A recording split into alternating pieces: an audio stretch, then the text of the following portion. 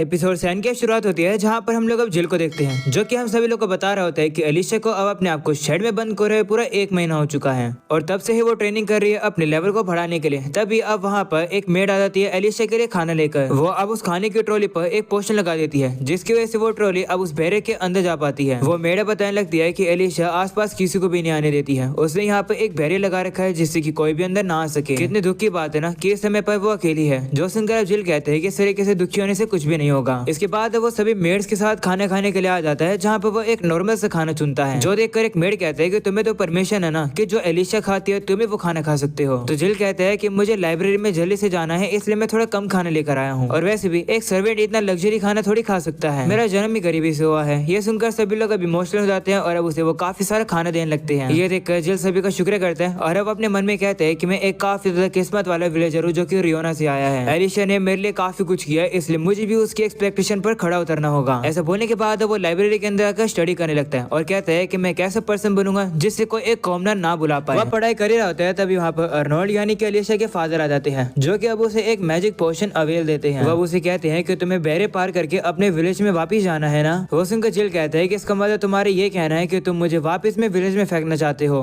जिस पर वो कहते हैं नहीं ऐसी बात नहीं है, मैं पहले इसे एलिशा को देने वाला था, आगे से तुम्हें कभी भी इसकी जरूरत पड़े तो मुझे बता देना। ये सुनकर जिल शौक हो जाता है और कहते क्या तुम मुझे घर से किक आउट नहीं कर रहे हो? पर क्यों? जिस पर कहते हैं कि एलिशा के फादर होने के तौर पर मैं तुम्हारा काफी शुक्रगुजार हूँ। मैं हमेशा से चाहता हूँ कि एलिशा खुश रहे, पर मुझे लगता है कि मैं एक ऐसा पर्सन हूँ जो कि उसे समझ सकता है। मैं गारंटी नहीं दे सकता हूँ कि हमेशा मैं उसी की साइड लूंगा। जब से एलिशा छोटी थी वो हमेशा ही बुक पढ़ा करती थी, पर उसकी उम्र के बाकी के जितने बच्चे थे वो हमेशा खेला करते थे, पर एलिशा नहीं। तुम इकलौते ऐसे पहले एलिशा के दोस्त हो जिसे एलिशा ने खुद ढूंढा है, इसलिए मैं चाहता हूँ कि तुम हमेशा मेरी बेटी के दोस्त रहो। जिस पर जिल कहते हैं कि मुझे लगा था कि तुम काफी ज्यादा क्रूअल हो क्योंकि तुमने एलिशा को लॉक जो कर दिया एक शेड के अंदर। जिस पर अर्नोल्ड कहता है कि मेरी वाइफ ने बिल्कुल यही सेम बात कही। इसके बाद हमें पास्ट के सीन दिखाया जाता है जहाँ एलिशा की मॉम लाइला अब अर्नोल्ड पर काफी गुस्सा होती है और कहती है कि आखिर ये कैसे हुआ? तुम्हारी वजह से एलिशा लॉक हो गई है क्योंकि तुमने उसे कहा कि उसे कैसे भी करके लेवल 90 तक पहुंचना है। ये एक चाइल्ड अब्यूज है, मैं तुमसे काफी डिसअपॉइंट हुई हूँ। सीना वापस से प्रेजेंट का आता है जहाँ पर अर्नोल्ड कह रहा होता है कि मुझे बिल्कुल भी नहीं लगा था कि एलिशा ऐसा कदम उठा लेगी। मैंने जान पूछकर उसे कहा था कि वो अपने लेवल 90 कर ले, जो कि करना इम्पॉसिबल है। मुझे लगा कि वो लिस्ट की वॉचर होने के तौर पर अपने पार्ट को छोड़ देगी, पर ये तो उल्टा ही पड़ गया। मैं बस ये चाहता था कि एलिशा लिस्ट की वॉचर ना बनी रहे। जब समय सही होता तो मैं उसे एकेडमी में वापस भेज देता। तो जिल कहने लगता है कि एलिशा अपना लेवल 90 करके ही रहेगी क्योंकि वो ऐसी ही है, वो ताकतवर है, जो वो कहती है वो पूरा करके दिखाती है। तो मैं उस पर विश्वास क्यों नहीं है? जिस पर अर्नोल्ड कहता है कि मैं नहीं चाहता हूँ कि लिस्ट कहते के साथ वो इन्वॉल्व हो, क्योंकि ऐसा करने से एलिशा के ऊपर काफी खतरा आएगा। और जब से एल्बर्ट लिस्ट से मिला है वो भी काफी बदल गया है। मुझे नहीं लगता कि मैं उसे अपना उत्तराधिकारी बना पाऊंगा। उस इंसिडेंट के बाद जहाँ पर तुम लोग किडनैप हो गए थे, उसके बाद किंग पर्सनली मेरे पास आए और उन्होंने मुझसे माफी मांगी। उन्होंने मुझे कह दिया था कि एलिशा को लिस्ट का वॉचर बनने की जरूरत नहीं है। पर अगर सच बताऊं तो किंग सही में चाहते हैं कि एलिशा लिस्ट की वॉचर बनी रहे क्योंकि लिस्ट एक सेंट है। जो सुनकर जिल कहते हैं कि क्या तुम्हें सही में लगता है कि लिस्ट इस किंगडम को बचाने वाली है? तो अर्नोल्ड कहते हैं कि इस बात पर विश्वास करना थोड़ा सा मुश्किल है, पर सच्चाई ये है कि उसको यूज करना काफी वर्थ इट है क्योंकि लिस्ट के पास काफी ज्यादा एक्स्ट्रा ऑर्डिनरी मैजिकल टैलेंट है जिससे कि उसने अपने आप को प्रूव किया है। जब वो ग्रेजुएट हो जाएगी तब उसे सेंट मान लिया जाएगा और उसे किंगडम के काम के लिए लगा दिया जाएगा। सेम ऐसे ही एलिशा के साथ भी होगा। जिसके पास भी एक्स्ट्रा ऑर्डिनरी टैलेंट होगा उसे किंगडम के फायदे के लिए ही लगाया जाएगा। अगर एलिशा एक पावरलेस लड़की होती तो मैं उसे कब का बचा लेता, पर 5 ग्रेट नोबल फैमिली के हेड होने के तौर पर मैं खुद एक ऐसा पर्सन बन जाऊंगा जो कि उसे यूज करेगा। इसलिए मैंने कहा कि मैं हमेशा एलिशा की साइड नहीं ले पाऊंगा। क्या तुम इस काम को मेरे लिए कर सकते हो? जिस पर अब जिल कहते हैं कि एलिशा कोई ऐसी लड़की नहीं है जिसे बस यूज कर लिया जाएगा। उसे तो ये लगता है कि तुम सभी लोग कंफ्यूज हो। वो हमेशा कहती है कि इस किंगडम में जो मैजिक सुप्रीमेसी है वो काफी इनएफिशिएंट है। वो लोग एक छोटी लड़की को किंगडम के फायदे के लिए यूज करेंगे, पर ऐसे लोग जिनके अंदर मैजिक की कमी है उन्हें तो कंसिडर भी नहीं किया जाएगा। जिल अब कहते हैं कि एलिशा मुझे ऐसी ट्रेनिंग देनी चाहती है जिससे कि मैं उसके काम आ सकूं, तो चाहे कुछ भी हो जाए मैं हमेशा उसी की साइड रहूंगा। जो सुनकर अर्नोल्ड कहता है कि तो काफी अच्छी बात है। अब समझ आया कि एलिशा तुम पर सबसे ज्यादा ट्रस्ट क्यों करती है। अगले सीन में हम लोग अब देखते हैं रियोना विलेज में काफी अच्छे से पोटैटोज उगे हैं, जो देखकर बच्चे खुश जाते हैं कि वो लोग भरपेट खाना खा पाएंगे। तभी रेबेका भी आती है और कहती है कि हाँ चलो एक साथ सेलिब्रेट करते हैं हमारी हार्वेस्टिंग को। वो अब कहती है कि मुझे तो विश्वास ही नहीं हो रहा है कि इस तरीके से हम लोग विलेज के अंदर खाना उगा पा रहे हैं। काश एलिशा जल्दी से वापस आ जाए और इस चीज के लिए हम लोग उसका शुक्र करें। वो काफी स्मार्ट है, उसे पता था कि यहाँ पर कौन सी तरीके की चीज ग्रो होगी और हमने इन्हें वैसे ग्रो किया और हम लोगों ने बिल्कुल भी एक्सपेक्ट नहीं किया था कि इस तरीके से हार्वेस्टिंग होगी। जिस पर ग्रैंडपा विल भी कहते हैं कि हाँ ये काफी कमाल की बात है क्योंकि नोबल मैन की जो लड़कियां होती है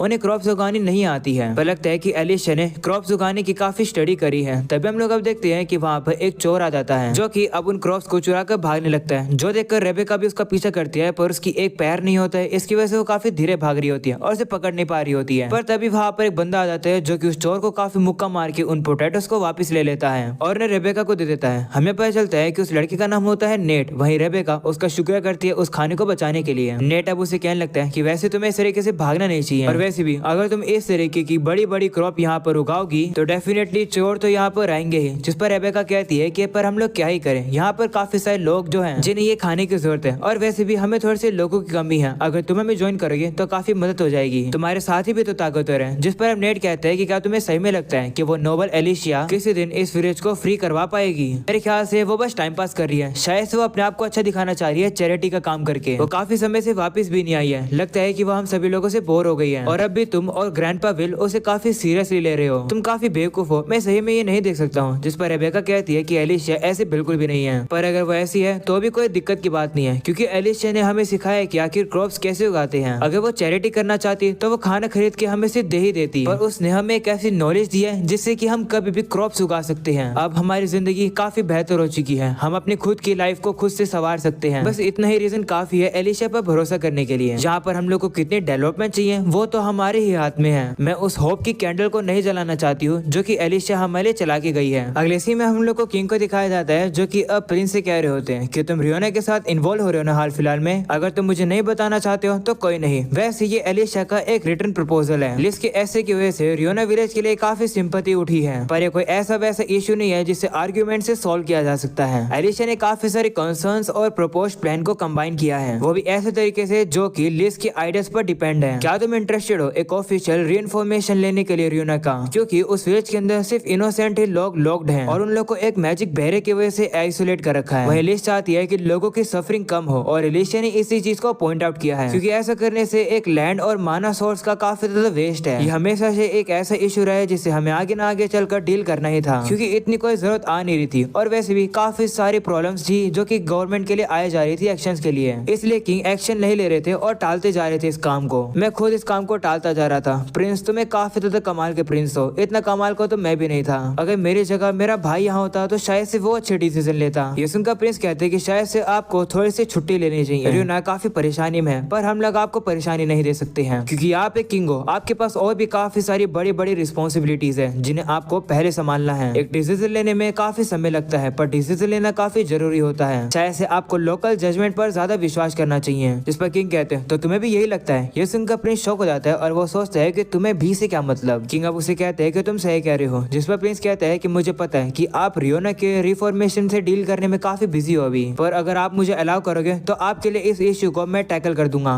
तो किंग भी अब उसे परमिशन दे देते हैं और कहते हैं कि मुझे नहीं लगा था कि एलिशिया इतना छोटी होने के बाद भी ऐसे खतरनाक से मेजर दे पा रही है, यानी कि इतने एडवाइस दे पा रही है। वो इस तरीके से गायब हो गई है जिससे कि हमारे टैलेंट का काफी वेस्ट हो रहा है। अगले सीन में अब हम लोग को दिखाया जाता है कि एलिशिया को अब ट्रेनिंग करते हुए पूरे 6 महीने हो चुके हैं। जिल अब एलिशिया का ही वेट कर रहा होता है, तभी वहाँ पर एलिशिया का भाई आ जाता है जो कि जिल से कहता है कि एलिशिया की ट्रेनिंग काफी ज्यादा इंटेंस हो रही है ना, वो हम सभी में से काफी ज्यादा बेहतर है, तो आखिर वो और इम्प्रूव क्यों कर रही है? तो जिल कहता है कि एलिशिया ने एक बार मुझे कुछ बताया था। इसके बाद अब हम लोग को पास्ट का सीन दिखाया जाता है जहाँ एलिशिया स्वॉर्ड ट्रेनिंग कर रही होती है। वहीं जिल कहता है कि मैं काफी इंप्रेस हूँ कि तुम ये ट्रेनिंग हर दिन करती हो। तो एलिशिया कहती है हाँ, ऐसा करना जरूरी है, क्योंकि फिजिकल स्ट्रेंथ बढ़ाने से एक पर्सन की मैजिकल लेवल बढ़ता है। तो जिल कहते हैं कि तुम इतनी मेहनत इसलिए कर रही हो ना जिससे कि तुम लिस्ट से आगे निकल पाओ। जिस पर एलिशिया कहती है कि मैं जितना भी हार्डवर्क कर लूं, मैं लिस्ट को कभी भी टक्कर नहीं दे पाऊंगी, ना ही उससे आगे निकल पाऊंगी, पर फिर भी मैं उसके काफी करीब पहुंचना चाहती हूँ, उसके लेवल के करीब। सीन वापस प्रेजेंट का आता है जहाँ पर जिल अब एलिशिया के भाई से कहता है कि हमेशा एलिशिया हार्डवर्क इसलिए करती है जिससे कि वो लिस्ट को टक्कर दे सके। जिस पर एलिशिया का भाई कहता है कि आखिर इतना सब कुछ वो क्यों करती है? लिस्ट एक प्रोडोजी है, वो काफी सारे डिफिकल्ट स्पेल को सिर्फ एक ही बारी में यूज कर सकती है। ऐसे पर्सन के साथ कम्पीट करना काफी ज्यादा मुश्किल है, पर जो लोग मेहनत करते हैं मेरे ख्याल से वो इन सब चीजों को बदल सकते हैं। मुझे लगा था कि एलिशिया अपना टाइम वेस्ट कर रही है रियोना के बारे में वो प्रपोजल लिखने के लिए, पर लगता है कि अब ऐसा नहीं है। जिस पर जिल कहता है कि हाँ, इसलिए मैं भी और मेहनत करूंगा जिससे कि मैं एलिशिया की साइड रह सकूं। अगले सीन में एकेडमी में हम लोग प्रिंस को देखते हैं जो कि सीधा हेनरी के पास चले जाता है। उसे देखकर हेनरी कहता है कि मुझे पता है कि तुम क्या पूछने आए हो, पर मैं तुम्हें बता दूं कि एलिशिया अभी तक नहीं आई है। जो सुनकर वो थोड़ा सा दुखी हो जाता है। वहीं पर अब बाकी सभी लोग भी अब उसे देखकर कहने लगते हैं कि ये देखो प्रिंस तो कितना ज्यादा परेशान है। उसे ये डर है कि एलिशिया कहीं वापस एकेडमी में आकर परेशानी ना दे दे सभी को।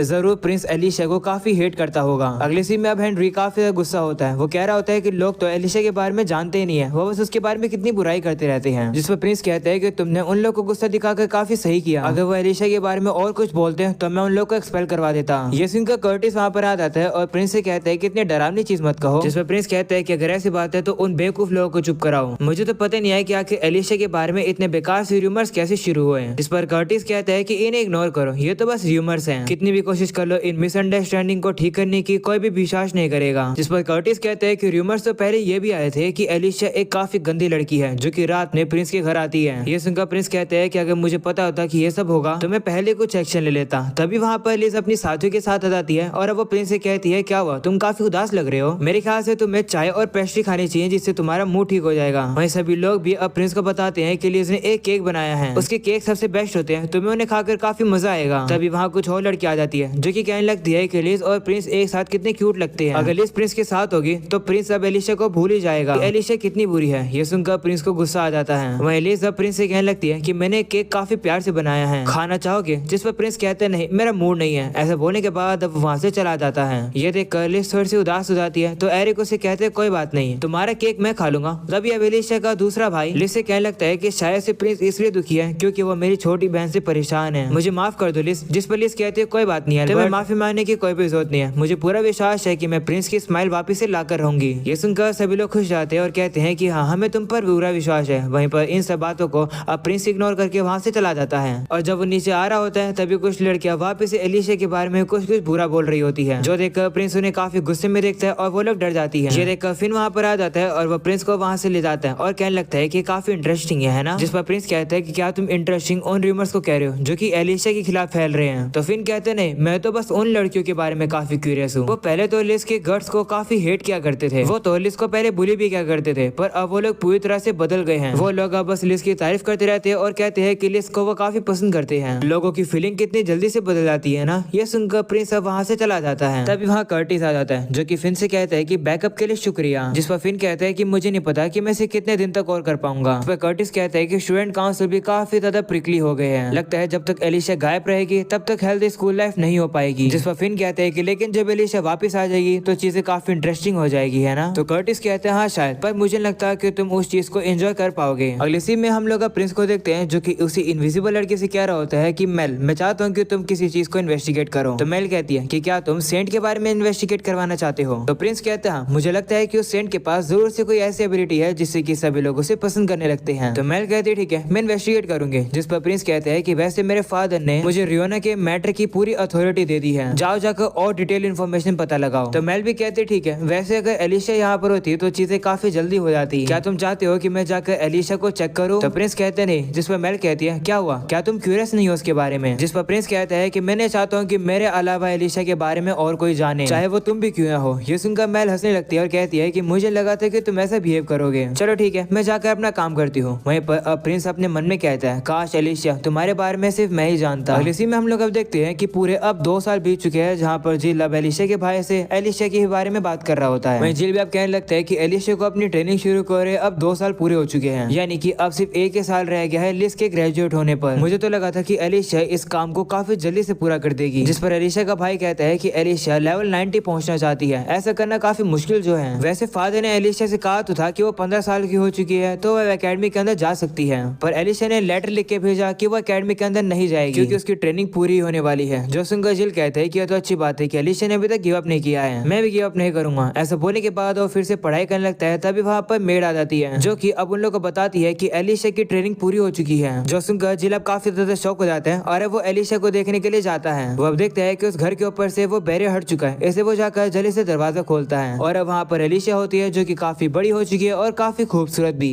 एलिशा अब जिल से कहती है कि तुम तो काफी बड़े हो गए हो, मैं तो तुम्हें पहचान ही नहीं पाई। वहीं पर एलिशा को अब देखकर जिल तो काफी शर्माने लगता है और इसी के साथ हो जाता है ये एपिसोड यहीं पर खत्म। पसंद आए तो लाइक कर देना, चैनल पर नहीं हो तो सब्सक्राइब कर देना। मिलते हैं नेक्स्ट एपिसोड के अंदर, तब तक के लिए बाय बाय।